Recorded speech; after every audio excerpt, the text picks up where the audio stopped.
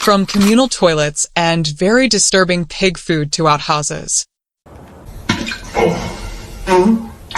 So, how did we go from wildly defecating in the streets to sitting comfortably on this masterpiece? Today we'll talk about the insane truth of old bath features. Everyone poops, and most of us have the luxury of doing it in the privacy of a nice, clean toilet. There was a time when this wasn't the solo, me time event as it is today. In fact, pooping used to be a much more public and communal affair. Let's see the dark history of bathroom, or you can say dark history of toilet. Let's rewind to 2500 BC in the Indus Valley, which is now in Pakistan. Believe it or not, they had real bathrooms with pipes that carried waste to a central sewage system. These pipes were made from brick and terracotta and even had utility holes, making maintenance easier. Fast forward to ancient Egypt, where the top 1% perched their rich behinds on limestone seats, relieving themselves into sand-filled containers. These were cleaned out by servants, kind of like owning a cat today. The lower class? They had to make do with a wooden stool with a hole cut in the middle. Ouch! In China's Han Dynasty, they took recycling to a whole new level. Toilets fed waste directly into pig pens, where pigs would eat it. Yes, really. Talk about the circle of life. Over in ancient Rome, bathrooms were a social event. There were no dividers, just long benches with holes, so you'd be sitting next to your neighbor while taking care of business. And in medieval castles, toilets, called garderobes, were simple chutes that led waste into a moat. Because nothing says keep out like floating waste. If you weren't hungry before watching this video, you're about to be starving, particularly for a slice of cheesy pizza. Until the 1950s, this was how you got water into your home. What is it? It's a lead pipe. Lead pipes. A plumbing innovation that sounds great until you realize it was slowly poisoning everyone. These pipes were all the rage in ancient Rome and even stuck around in some places well into the 20th century. They were durable, easy to work with, and cheap. What could go wrong? Well, it turns out quite a lot when your drinking water is flowing through a toxic metal. Lead pipes delivered more than just water. They also delivered a healthy dose of lead poisoning. The symptoms? Everything from stomach pain to brain damage, so not exactly the refreshing drink you were hoping for. Poison could be lingering in your drinking water. People didn't figure this out until much later, so for centuries, folks were blissfully unaware that their plumbing was doing more harm than good. Most of us might think this is a problem of the past, but some older cities are still dealing with the aftermath of lead piping today, with costly and massive efforts underway to replace these toxic time bombs. So, while we've thankfully moved on to safer materials like copper and PVC, the ghost of lead pipes still haunts our infrastructure, a grim reminder that not all that glitters is gold. Hey, we're here talking about cesspools, huh? Cesspools. Because who doesn't love a giant pit of festering waste in their backyard? Before modern sewage systems, cesspools were the go-to solution for keeping waste out of sight and, hopefully, out of mind. But out of sight didn't mean out of smell.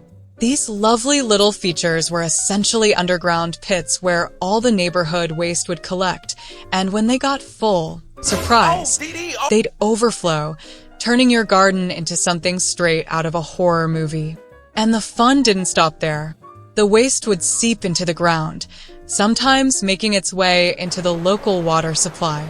So, if you are wondering why everyone in the neighborhood seemed to have a permanent stomach ache, cesspools might have had something to do with it. It's safe to say that nobody was hosting barbecues next to one of these. While you might think cesspools are ancient history, they're actually still lurking in some remote areas today. That's right, some folks are still dealing with these relics of the past, making us all the more thankful for the flush of modern toilets. The shift away from cesspools marked a significant improvement in public health, and it's easy to see why this feature was eventually flushed away into history. Before we pull the chain for the next feature, make sure you subscribe American Vintage Tales. Let us know in the comments if you've ever encountered any of these relics of the past. Chain pull toilets, a Victorian marvel that also doubled as an arm workout. You've just done your business, and now it's time to flush. But instead of a simple lever, you've got a long chain hanging from a tank mounted high on the wall. You give it a tug, and if you're lucky, the water comes rushing down like Niagara Falls. If you're not so lucky, well, you might be standing there pulling that chain like it's a game of tug-of-war, hoping something, anything, happens. These high-tank wonders were eventually replaced by the much more convenient flush systems we use today. But while chain-pull toilets are mostly a thing of the past, they still make an appearance in some vintage-inspired bathrooms.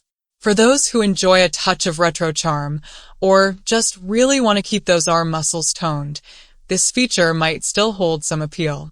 But for the rest of us, it's one more reason to be grateful for modern plumbing.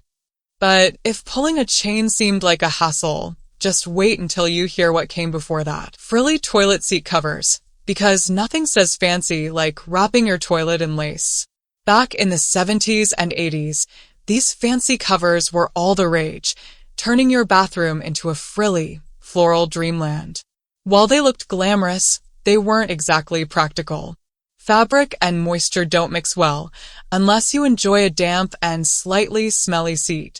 Keeping those layers of ruffles and lace looking nice was almost as hard as keeping a wedding dress clean.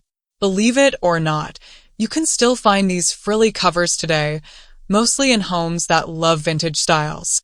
So while most of us have switched to modern, easy-to-clean designs, a few people are still holding onto this piece of decorative history.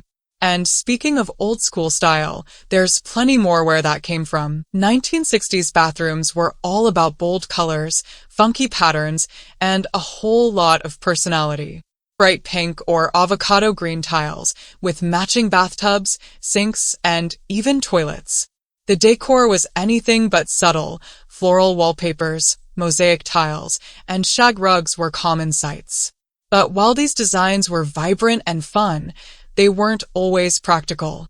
Cleaning those intricate tiles could be a nightmare, and those bold colors? Let's just say they didn't age well. Despite the quirky choices, these bathrooms were a reflection of the decade's love for experimentation and individuality. Homeowners weren't afraid to take risks and express their unique style, even if it meant a bright orange bathroom that looked more like a psychedelic dream than a relaxing retreat. Today, most of us prefer more subdued, easy-to-clean designs, but there's something charming about those wild 60s bathrooms.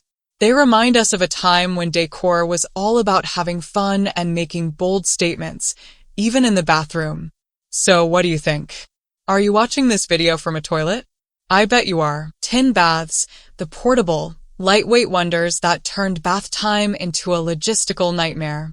These tubs were popular before indoor plumbing became the norm, and they were just as glamorous as you'd expect. If you enjoy bathing in a giant metal bucket that feels like it's ready to cook you like a lobster. But hey, at least they were easy to move around, right? Just drag it into the living room, fill it with water you painstakingly hauled from the well, and voila. Instant spa day, sort of. The problem? Tin baths were about as comfortable as sitting in, well, a giant metal bucket. They'd cool down faster than you could say bubbles, and if you were the last one in the family to use the water, you were basically marinating in everyone else's leftover grime. Not exactly the relaxing escape you might have been hoping for. But tin baths weren't just for homes without plumbing. They were also popular with travelers who didn't want to skip bath time on the road. Step back in time and take a seat. No, really. On the rustic, wooden throne of the outhouse. These charming, little structures were the humble heroes of hygiene long before indoor plumbing became a household standard. From the 1700s well into the early 1900s, Outhouses were the go-to solution for answering nature's call, especially in rural areas and small towns where plumbing was just a distant dream. Outhouses came in all shapes and sizes, but most shared that classic look, a simple wooden shed, often with a crescent moon carved into the door for ventilation, and maybe a touch of personality. Inside, you'd find a basic bench with a hole, making it functional if not exactly luxurious. Sure, the lack of running water wasn't ideal, but hey, at least you got a bit of fresh air. As indoor plumbing began to spread rapidly in the early 20th century, particularly during the 1920s and 1930s, outhouses started to fade into history. People were ready to leave behind the drafty walls and unpleasant smells in favor of the comfort and convenience of indoor bathrooms, with porcelain fixtures and warm water becoming the new standard. By the mid-1900s, outhouses had mostly disappeared from the American landscape, reserved for the most remote areas. However, for some, these little wooden sheds still hold a certain charm, a reminder of simpler times when life moved a little slower. And believe it or not, outhouses have made a bit of a comeback too. Nowadays, they're often seen in vintage-themed gardens or as quirky conversation pieces at rustic retreats. Public bathhouses, a place where personal hygiene met socializing in the most awkward way possible. Back in the day, if you wanted a good scrub, you didn't just head to your private bathroom. No, you'd pack up your soap and head down to the local bathhouse, where you'd strip down and bathe alongside your neighbors, co-workers, and maybe even your boss. Nothing like making small talk while you're all in your birthday suits. These bathhouses were the ultimate equalizer. No matter who you were getting clean in the same pool of water. But hygiene standards weren't exactly top-notch. The water wasn't always changed between bathers, so you were more or less soaking in a human stew of everyone's daily grime. Disgusting. And let's not forget the steam rooms, hot, humid, and the perfect breeding ground for all sorts of lovely bacteria. If you didn't catch up on the latest gossip, you might catch something else entirely. Public bathhouses have mostly disappeared in favor of private bathrooms, but they still exist in some cultures, offering a glimpse into a time when bathing was a communal event. Razor slots in medicine cabinets. Now, at first glance, this might seem like a clever idea. A little slot where you can safely dispose of your old razor blades. Out of sight, out of mind, right? But walls of your house. Imagine decades of used razor blades piling up inside your walls, just sitting there like a hidden, sharp treasure trove. The idea was that you'd never have to worry about them again, but in reality, you were just building a metal graveyard behind the plaster. Not exactly the safest or most sanitary situation when you think about it. And those razor blades are still in the walls of some old houses today. That's right, if you've got an older home, there could be a mini arsenal lurking behind your bathroom wall. So, while the razor slot might have seemed like a convenient solution at the time, it's one feature we're definitely glad to leave in the past. But if that made you cringe, just wait until you hear about the dangers lurking in the next common bathroom item. Let's turn back the clock to a time before indoor plumbing, when chamber pots were all the rage. These handy little pots were the bathroom solution for those middle-of-the-night emergencies when you really didn't want to trek outside to the outhouse. Just tuck one under your bed and voila, your very own portable toilet. But here's the catch. After you've done your business, you're left with a pot full of, well, let's just say it wasn't exactly roses. The real fun came in the morning, when someone, usually the unlucky soul assigned to chamber pot duty, had to dispose of the contents. And believe me, tossing out the pot was not a task anyone looked forward to. If you lived in a crowded area, you had to be extra careful not to accidentally share with your neighbors. Let's just say, walking under windows was a riskier activity back then. They remained a popular way to go to the bathroom until World War II. Some were ornate and made of ceramic or fine china. and others were encased in decorative boxes. Some were designed with verses like, "Use me well and keep me clean, and I'll not tell what I've seen," which now, of course, has been reduced to simply, "Live, laugh, love." But chamber pots didn't completely disappear with the advent of indoor plumbing. They stuck around for a while, especially in places where plumbing was still a luxury. In fact, some people still use them today in remote areas or as quirky antiques. Freestanding medicine cabinets. These were the go-to storage solution back in the day, standing proudly in the corner of the bathroom like a guardian of all things medicinal. Made from wood or metal, with a mirrored door that did double duty as a vanity mirror, these cabinets were the ultimate multitaskers. Need to grab some aspirin and check your hair at the same time? No problem, this cabinet had you covered. But some of these cabinets weren't just about storing your Band-Aids and cough syrup. They often came with secret compartments. That's right, a hidden spot for stashing your valuables, or maybe just hiding the really good toothpaste from the rest of the family. Because nothing says vintage charm like a bathroom cabinet with a built-in mystery. As built-in cabinetry and sleek, modern designs took over, these freestanding beauties began to fade from the spotlight. They went from being must-have bathroom essentials to quirky vintage decor pieces, more likely to be found in an antique shop than your neighbor's house.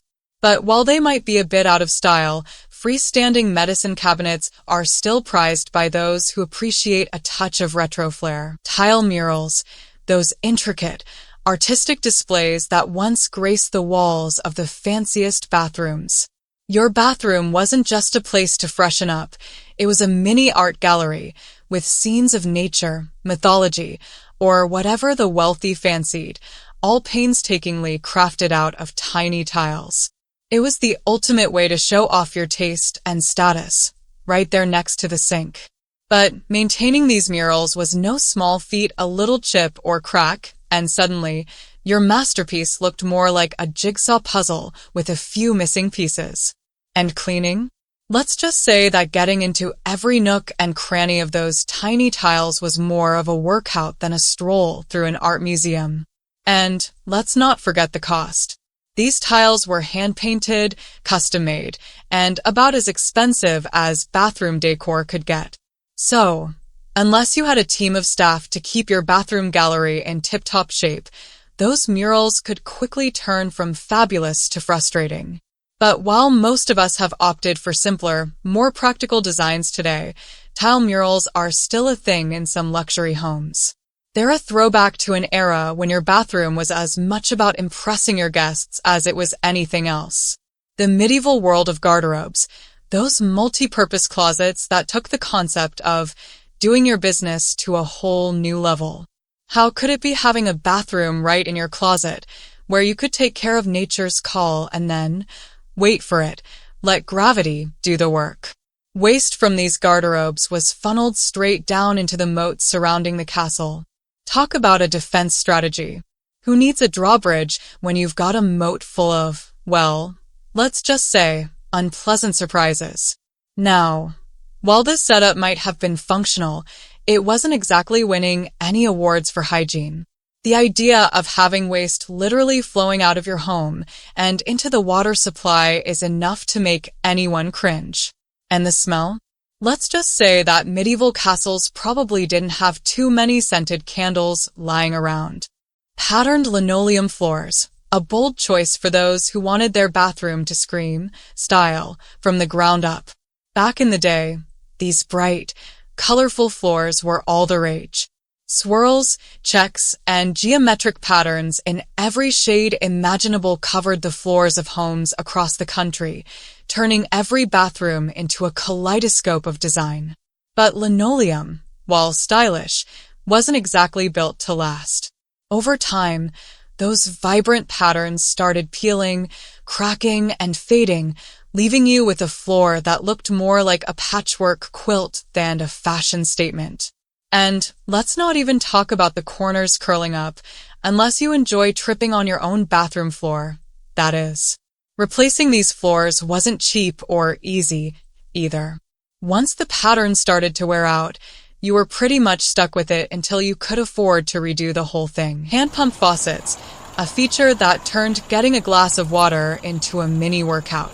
Before the luxury of running water, these pumps were the cutting-edge technology of the day. Need water? Just give the handle a few pumps and hope you've built up enough arm strength to get the flow going. It's like having a gym session every time you wanted to wash your hands. Talk about multitasking. But here's where the fun really begins. These pumps weren't exactly known for their reliability. You might find yourself pumping away, only to get a dribble, or worse, nothing at all. And thankfully, hand pump faucets have mostly gone the way of the dodo, replaced by the miracle of modern plumbing. And while we're on the topic of outdated designs, let's talk about a bathroom fixture that was both luxurious and cumbersome. Clawfoot tubs, those iconic, elegant bathtubs that were the epitome of luxury back in the day. With their graceful, elevated design and those charming little feet, these tubs were the centerpiece of any bathroom that wanted to scream, "Look at me, I'm fancy." But as beautiful as they were, clawfoot tubs came with a hefty price, literally. First off, these tubs were heavy. I'm talking, you need a small army to move one heavy. If you ever decided to redecorate or, heaven forbid, move houses, you were in for a serious workout. And cleaning? Good luck getting into all those nooks and crannies around the feet. It was like trying to wash an elephant in a teacup, frustrating, to say the least. And then there's the space issue. Clawfoot tubs took up a ton of room, making them less than ideal for today's smaller, more streamlined bathrooms. It's no wonder they've mostly been replaced by more practical, built-in options that don't require a team of movers and a deep cleaning schedule. Let's wash up with the elegant and oh-so-stylish pedestal sinks of the early 20th century. These beauties were the epitome of bathroom chic, with their graceful basins perched atop a single, slender column. Made from durable porcelain or ceramic, they were not only easy on the eyes but also a breeze to clean, perfect for those who wanted their bathroom to be both functional and fabulous. Pedestal sinks were a common sight in smaller bathrooms, where their slim design saved precious space. But while they looked great, they didn't exactly offer much in the way of storage. If you wanted to stash away your toiletries, you were out of luck, unless you were okay with cluttering up your minimalist masterpiece. As the years rolled on, people started craving more storage and counter space, and the pedestal sink began to lose its foothold to the mighty vanity. The 1960s and 70s, a time when bold design choices were all the rage, and one of the boldest had to be carpet flooring in bathrooms. That's right, people actually thought it was a good idea to lay down plush carpet right next to the bathtub. The thinking was simple. Why not enjoy a soft, warm surface under your feet when you step out of the shower? Sounds cozy, right? Well, not so fast. Here's where the dream turned into a soggy nightmare. As it turns out, carpet and water don't exactly mix. All that moisture had nowhere to go, so it just soaked right into the carpet fibers. And you know what loves damp, dark places? Mold and mildew. Suddenly, that cozy bathroom carpet was a breeding ground for all kinds of nastiness. Bidets specifically, the separate ones that used to occupy their own little space in the bathroom. Now, if you're not familiar with bidets, imagine having a whole other toilet-like fixture just for, well, freshening up. Sounds fancy, right? But separate bidets weren't just about luxury. They were about logistics. You'd finish your business on one side of the bathroom, then do the old awkward shuffle over to the bidet for round two. And let's be real, using a bidet isn't exactly something you master on the first try. There's a bit of a learning curve involved, which probably led to more than a few bathroom mishaps. Not to mention the design. Some of these bidets looked like they belonged in a medieval torture chamber rather than a modern bathroom. Comfort was clearly not the top priority. But while separate bidets have mostly been replaced by more integrated, user-friendly options, they're still a staple in some parts of the world. In fact, in countries like Italy and France, you'll find these fixtures in almost every home, proudly standing by themselves. So, while most of us are content with our all-in-one toilets, separate bidets are still out there, reminding us that hygiene can be a multi-step process.